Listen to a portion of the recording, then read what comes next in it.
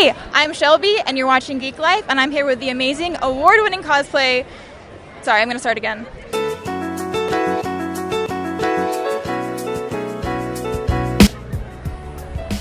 Hi, I'm Shelby, and you're watching Geek Life. I'm here with the amazing, award-winning cosplayer, Angi Viper. Aww. Who was actually like my senpai.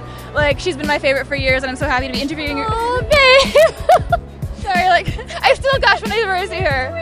So, can you tell us a little bit about your career and everything, and how you got started cosplaying? Sure.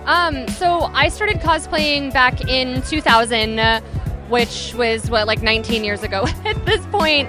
I was in high school, I was really geeky, I was really into anime and manga, and I didn't really fit in at school.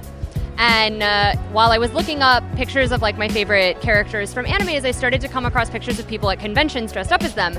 And I was like, oh, I didn't understand that it was conventions. I thought they were just dressing up as them. So I was like, hey mom, can you make me a Halloween costume of my favorite anime character? And she was like, yeah, sure, whatever. So I wore it to school, and while I was at school wearing it, someone came up to me and was like, oh, do you go to the local convention? And I was like, what's that?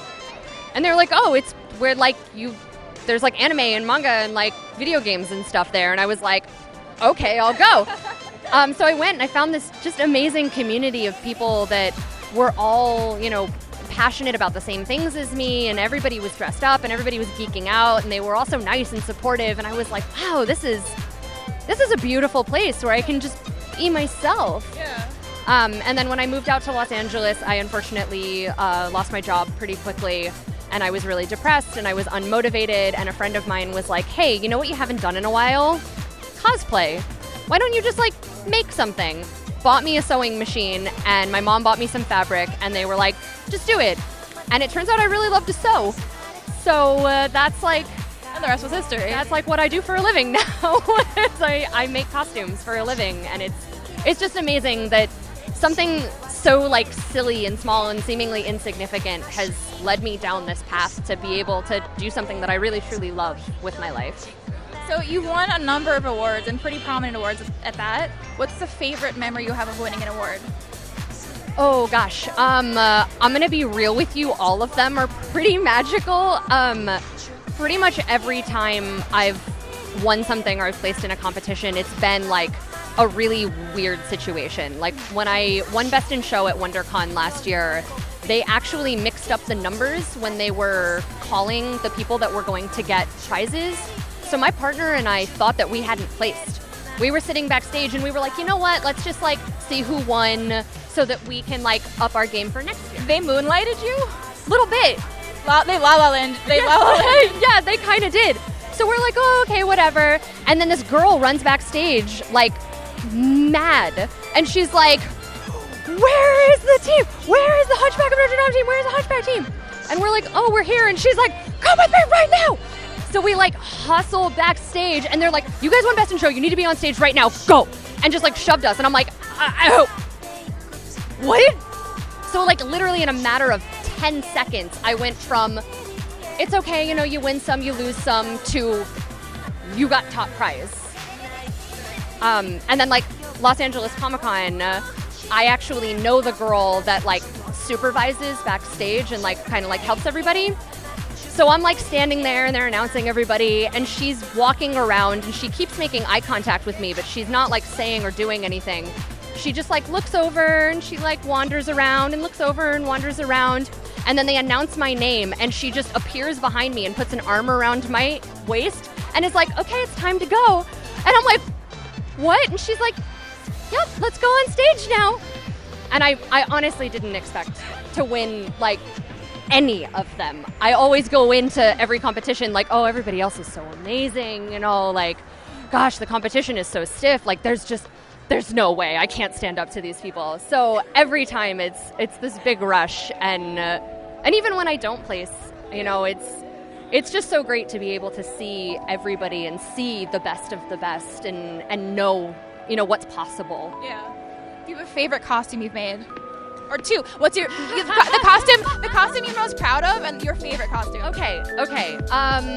Let's see. Well, favorite almost always goes to Elsa, and you could honestly interchange any of my Elsa costumes, and I'm like, yep, yeah, that's my favorite, sure. because I just love being her. I'm really proud of everything I've put into those costumes, and they're so personal to me. You know, they really mean a lot.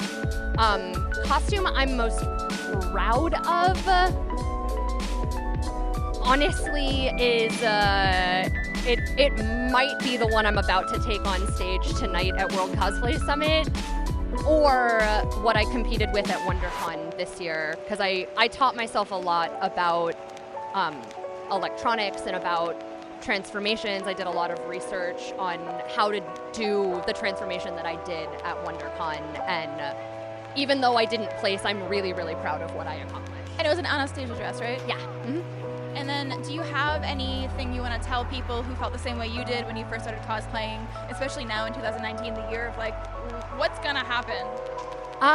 You know, honestly, I feel like cosplay is such an investment of your time and your energy and your money. In most cases, you have to be passionate about it.